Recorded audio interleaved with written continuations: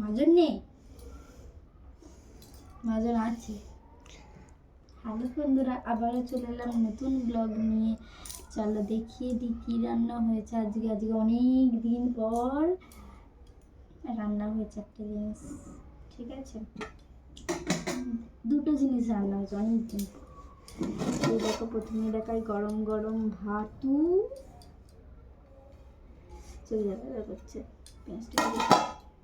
দেখো গরম গরম ভাত, ঠিক আছে? এখানে স্যালাডের পেঁয়াজ আর লেবু আর গরম গরম ডিম ভাজি করেছি।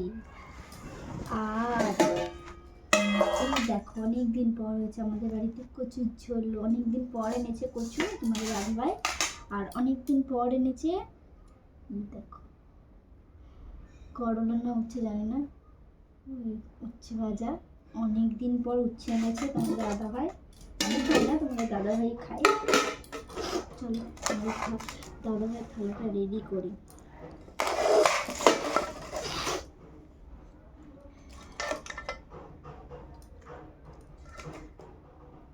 তোমাদের তো খাওয়া দাওয়া কমপ্লিট হয়ে গেছে, আমাদের এখনো খাওয়া হয়নি। আমাদের কারেন্ট ছিল না,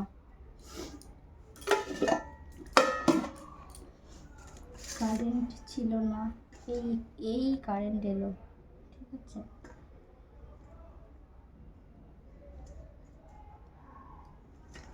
এই দেখো ডিম ভাজা দিয়ে দিলাম। আচ্ছা, অনেক রকম ভাজা করেছি।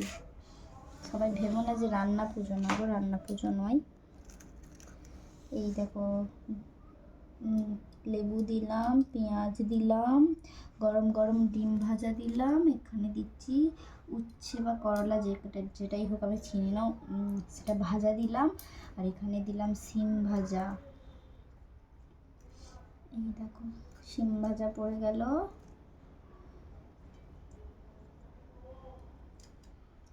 এখানে এবার দেব আলু ভাজা।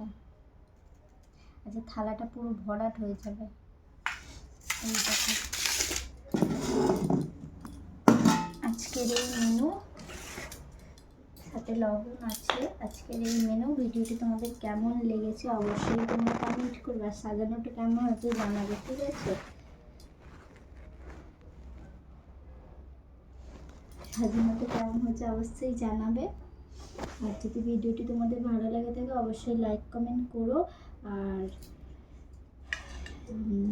কচুর ঝোলটা কেমন হয়েছে, কালারটা অবশ্যই তোমরা জানাবে।